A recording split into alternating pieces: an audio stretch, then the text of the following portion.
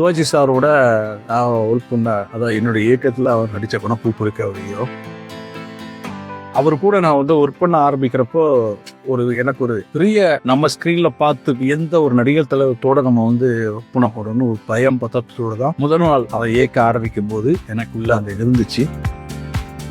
Sivaji sir நான் இயக்க ஆரம்பிச்ச அவர் நான் அப்பா தான் புதுவேன். ஏன் அப்படி கூப்பிடுவேன் அப்படின்னா, அவரா யாரு கூடயும் போய் செல்ல மாட்டாங்க, நம்ம தான் போய் செல்லாது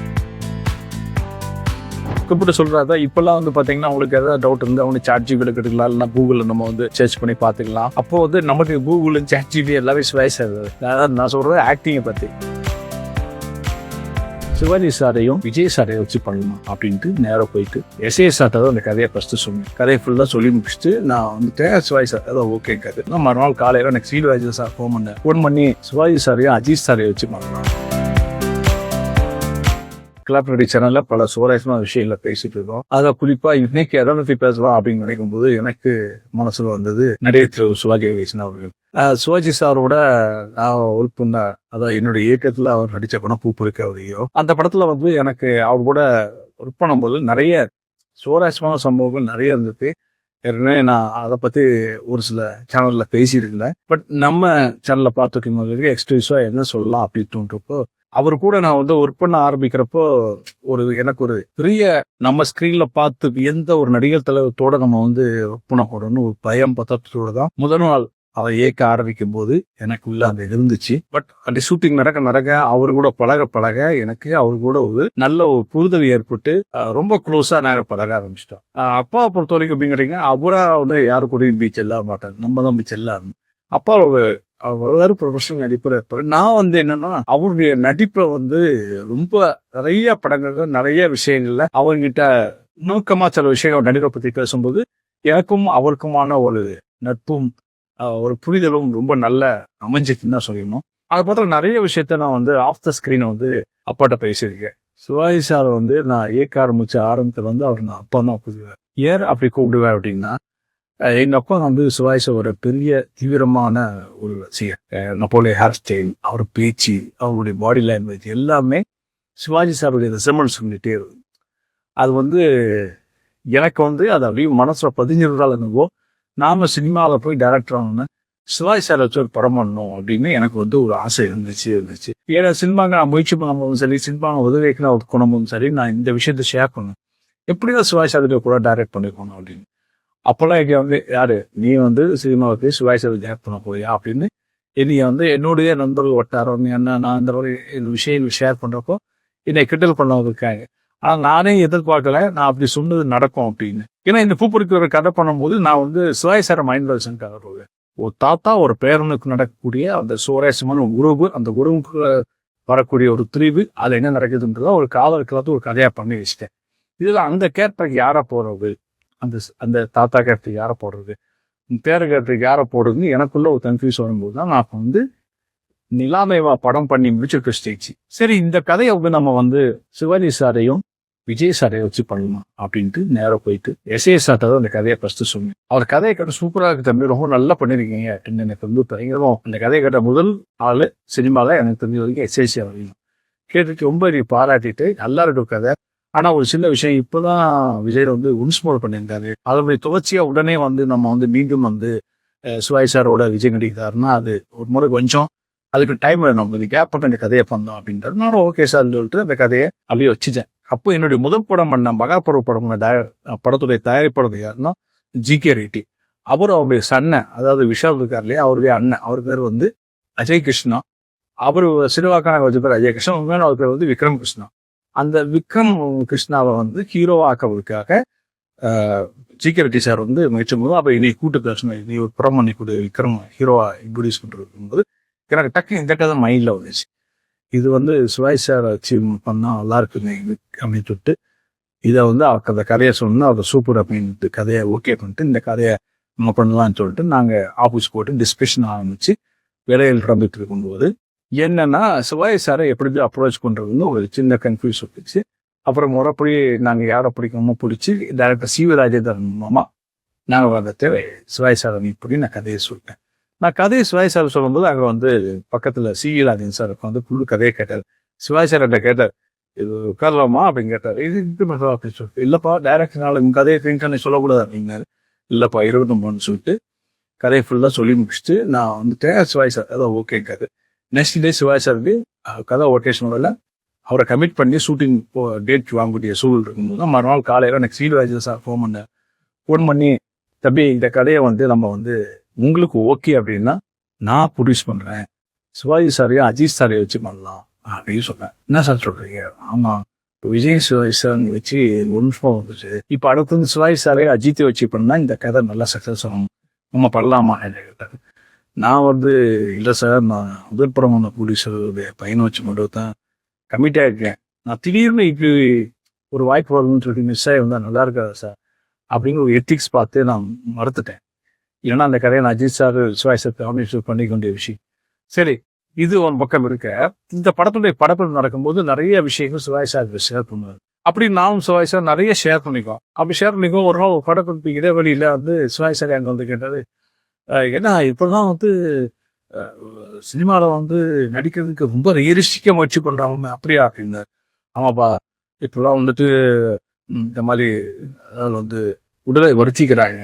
ஒரு பிச்சைக்காரமாக நடிக்கணும்னா அது பல நாள் சாப்பிடாம தாடிலாம் உடத்து கண்ணமெல்லாம் ஊட்டி போய் அப்படியே ஆனதுக்கு அப்புறம் தான் அவங்க அந்த மாதிரி ஒரு ரியலிஸ்டிக் பெர்ஃபார்மன்ஸ் கொடுக்குறாங்க அப்படின்னு ஒன்று.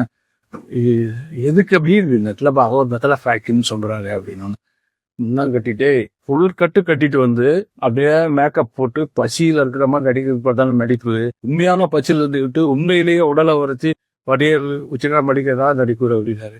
ஆமா இல்லை மெத்தட் ஆஃப் ஆக்டிங் என்ன தெரியுமாடா, உன்னுடைய உணர்வு வேறையா இருக்கணும், நீ ஸ்கிரீன்ல ப்ரெசென்ட் பண்ற உணர்வு வேறையா இருக்கணும். உனக்குள்ள அன்னைக்கு வேற ஏதாவது சோகம் இருக்கலாம், ஆனா அந்த ஸ்கிரீன்ல பார்த்தா நீ ஒரு பிளசண்டான ஒரு மகிழ்ச்சியான சீன் நடிக்க வேண்டியிருக்கும். நீ உன் சோகத்தை மகிழ்ச்சியா அதை நடிக்கணும், அதெல்லாம் நடிக்கும். அதே மாதிரி உனக்குள்ள இருக்கிறதா இல்ல சந்தோஷமா இருப்பான், ஆனா இப்ப ஸ்கிரீன்ல நீ சோகமா அடிக்க வேண்டியிருக்கும். அப்படி நடிக்கிறதுக்கு தான் நடிப்பு. அதை விட்டுட்டு நீ உடலை வருத்திக்கிட்டு ரியலிஸ்டிக்கா நடிக்கணும்ன்றலாம் என்னடா அது அப்படின்னாரு. எனக்கு தோணுச்சு, ஆமா இல்ல அப்படின்னா அது பேசிட்டு இருக்கும்போது அடுத்த கடத்துக்கு ஏதோ பேச்ச நிலவுத்துனேன். அப்ப அந்த மாதிரி உங்களுக்கு பிடிச்ச நடிகை யாருப்பா அப்படின்னு அப்படி கூந்து பார்த்தாரு. பாருங்க, உடனே நீங்க ஃபாரின் நடிகைலாம் சொல்லக்கூடாது, எனக்கு தமிழ்ல உங்களுக்கு பிடிச்ச நடிகை அதை சொல்லுங்க அப்படின்னு.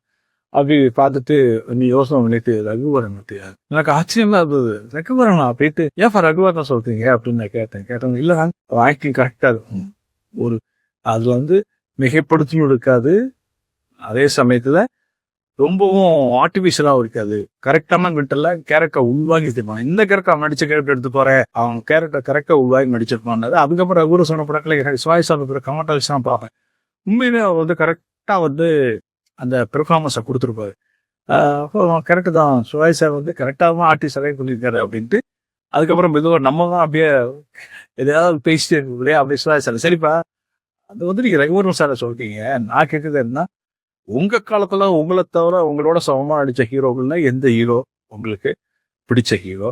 இன்னைக்கு இருக்கிற ஹீரோஸ்ல உங்களுக்கு பிடிச்ச ஹீரோஸ் யாரு? இப்படி கேட்குறப்ப ஏர்மையில் இருந்த ஆர்டிஸ்ட்ல வேற, ஆனா சற்றும் எதிர்பாராம சுவாய் சொன்னது என்னுடைய காலகட்டங்களுக்கு எனக்கு இருக்குது பேர் அப்படின்னு தான். ரொம்ப நீ கிட்டத்தட்ட இப்போ காம்படிஷன் அப்படின்னு. ஆமாண்ணா காம்படிஷன் சொல்லுவாரு, வியாபார ரீதியாகவும் ரசிகர் ரீதியாகவும் சொல்லுவாங்க. ஆனா எனக்கு அவர் ஆக்டிங் பிடிக்கும்டா, அவர்கிட்ட ஒரு இயல்புத்தன்மை இருக்கும். அவர் எதையுமே நான் என்னன்னா அந்த சீனுக்கு தக்கன நீங்க எங்கன்னா சொல்றீங்க, நான் இந்த மாதிரி நான் சீனுக்கு தக்கன பயங்கரமா ரூபாய் அவர் அழகா தமக்கு என்ன கரெக்டா வருமா கரெக்டா இருக்குது ஜனதாஜகமா கொடுப்பாட்டா. இந்த காமெடி பார்த்தா நான் ரஜினியை சொல்லுவேன் அப்படின்னு நம்ம சூப்பர் ஸ்டார் ரஜினிகாந்த் அவர் சொல்லுவாரு. உடனே எனக்கு என்னப்பா அப்படின்னா அவர் உடனே நான் வேற சில சொல்லுவேன் நச்சியோ அப்படின்னு அதை கேட்டார். நடிக்கிற எனக்கு இன்னும் நடிக்கிறவங்க பிடிக்கணும் அவசியம் இல்லை, எனக்கு ஜனராஜமா நடிக்கிறவங்க இது பண்ணி பிடிக்கணும். இருக்கிறதே கஷ்டமான விஷயம் ஜனராஜமா நடிக்கிறது தான்டா. அவங்க 2 பேரும் அப்படி ஜனராஜமா நடிச்சு நான் என்னோட காலத்துல எம்ஜிஆருக்குன்னு ஒரு மிகப்பெரிய ஒரு வியாபாரம் ஒரு ஃபேன்ஸ் வட்டாரம் இருந்தது. இப்போ ரஜினிக்கும் அதே மாதிரி இருக்குது. அந்த ஜனராஜமா நடிக்கிறது நானே சில ஜனராஜமா நடிச்சேன்னு தெரியுமா அப்படின்னு சொல்லிட்டு அவர் இந்த தங்கச்சுரங்கம் ராஜா இந்த மாதிரி படங்கள் சொன்னார். சொல்லிட்டு அதுக்குன்னு என்னுடைய படங்களை பாருங்க, அந்த ஜனநாயக படங்களை இருக்கிறப்ப அவங்க மாதிரி இருக்கும், ரொம்ப ஈஸ்தட்டிக்கா ரொம்ப வேல்யூ படங்கள் இருக்கும் அப்படின்னாரு.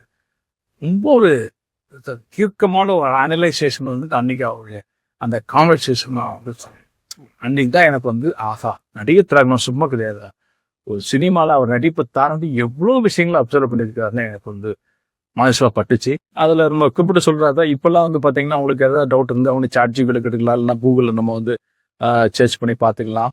அப்போ வந்து நமக்கு கூகுள் சாட்ஜிபி எல்லாமே சுவாய் சேர்ந்தது. அதாவது நான் சொல்றது ஆக்டிங்கை பத்தி. ஸோ நான் சுவாய் சேர்த்த வந்து கேட்டேன், அப்ப அந்த மெத்தட் ஆஃப் ஆக்டிங்னா என்னதுப்பா அப்படி சொல்றாங்க அப்படின்னா என்ன அப்படி பார்த்தாரு. இல்ல தெரிஞ்சுக்க கேட்கிறேன் அப்படின்னு மெத்தட் ஆஃப் ஆக்டிங் ஒன்றும் இல்லடா, ஒரு கேரக்டரை நீங்க உள்வாங்கி நடிக்கிறது. அதாவது அந்த கேரக்டர் உள்வாங்கி நடிக்கிறது, நம்ம அந்த கேரக்டர் எங்கேயாவது சந்திச்சிருக்கலாம், இல்லை நம்மளுடைய பர்சனல் எக்ஸ்பீரியன்ஸ் இருந்துக்கலாம், இல்லைன்னா நம்ம அந்த கேரக்டராகவே வாழணும். அப்படி இது பண்ணுறதுக்கு தான் மெத்தட் ஆஃப் ஆக்டிங். அது பல படிச்சு இருக்கு. நான் சிவாஜி சார் மாதிரி பயங்கர நாலேஜ் ஒரு ஆள் யாருமே கிடையாது. அவர் பேசுறது இங்கிலீஷ் ஆகுது, அதை பார்க்குற இங்கிலீஷ் படங்களை பற்றி ஷேர் பண்ணுறாலும் அப்படி இருப்போம். ஸோ சொல்லக்கூட அப்படின்னு எந்த பார்த்து சொல்லும்போது ஸோ ஏதாவது உதாரணம் இருக்கப்போ அப்படின்னு கேட்டேன்.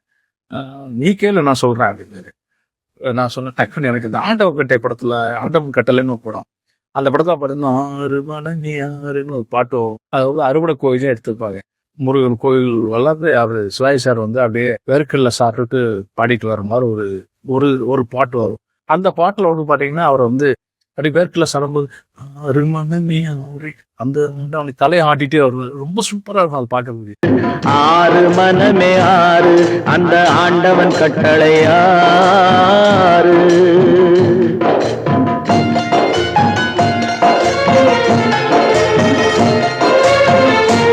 அது அந்த வேர்க்கல்ல சாப்பிடும்போது தலையை ஆட்டிட்டு பார்க்குற பெர்ஃபார்மன்ஸ் வந்து யாருக்கும் தோணாத ஒரு விஷயம்.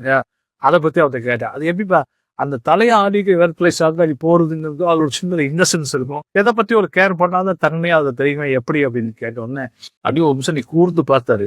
இந்த மாதிரி தப்பா கடமாடிய மாதிரி அப்படியே பார்த்தேன். இது அப்படி கை கூட அப்சர்வ் பண்றாங்க. இல்ல எனக்கு அந்த படம் ரொம்ப பிடிக்கும்ப்பா, அந்த பாட்டுலேயே எனக்கு அந்த இடம் ரொம்ப பிடிக்கும் அப்படின்னு சிரிச்சுட்டே சொன்னாரு. ஒன்றும் இல்லை, அந்த படம் ஷூட்டிங்காக நாங்கள் போய் இறங்கியிருந்தோம் ஸ்மார்ட்ல. தங்க நிற்கும் போது எல்லாம் அரேஞ்ச் பண்ணிட்டு இருக்கும்போது நானும் இறங்கி அந்த பாத்தியில் அந்த கெட்ட போட நின்றுகிட்டு இருந்தேன். ஷாப் ரெடி ஆகிட்டு இருந்தாங்க. அப்போ அந்த கொஞ்சம் தள்ளி ஒரு 50 அடி 100 தள்ளி ஒருத்தன் போயிட்டு இருந்தான். காவி ட்ரெஸ் பொறுத்தாப்புல பார்க்க சாமியார் தான் இருந்தாரு. அவர் பாட்டுக்கு இங்க யாரு இந்த ஒரு படப்பிடிப்பு நடக்குதுன்னா ஒரு கூட்டம் நிற்கும், அங்கேயும் ஜனங்க நின்று பார்த்துட்டு இருக்காங்க. ஆனா யாருமே இந்த பக்கம் ஷூட்டிங் நடக்குதுன்ற எஃபெக்டே இல்லாம அவன் பாட்டு போய் வேர்க்கலை சாப்பிட்டு போயிட்டு இருந்தான்.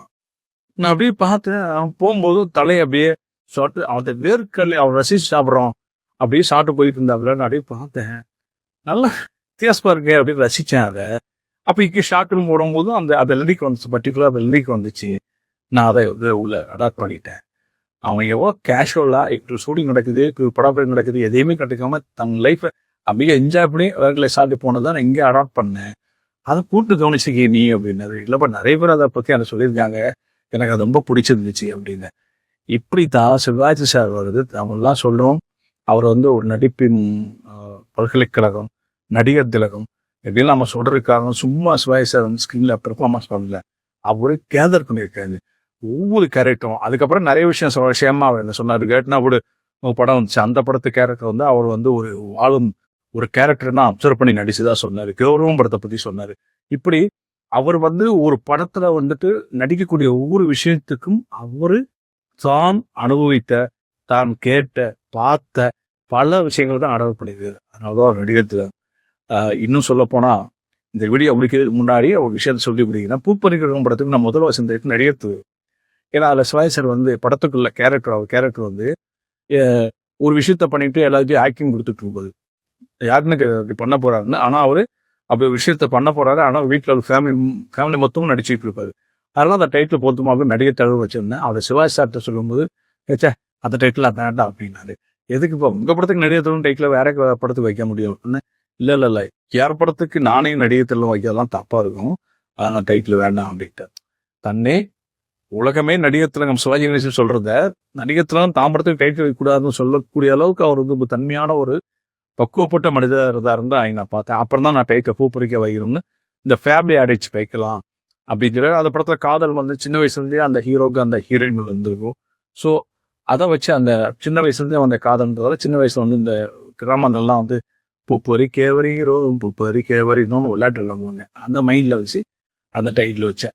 ஸோ இந்த படத்துல வந்து நான் சிவாஜி சாருக்கு இந்த படம் பண்ண போது எனக்கு ஒரு மாபெரும் லெஜண்டோட எனக்கு கிடைச்ச அவ்வளோ அனுபவங்கள் இருக்கு. அதை அப்பப்போ உங்களோட ஷேர் பண்ணலாம். அப்படிதான் இன்னைக்கு உங்களோட சில விஷயங்கள் ஷேர் பண்ணுங்க. இன்னும் நான் வந்து எனக்கு நினைவுக்கு வரக்கூடிய சிவாஜி சார் வந்து சுவாரஸ்யமா அவங்களோட எல்லாம் தொடர்ந்து உங்களுக்கு அப்பப்போ நான் வீடியோக்களை ஷேர் பண்றேன். மீண்டும் நல்ல வீடியோ உங்களை சந்திங்க. உங்களை விட்டு போவது உங்களால்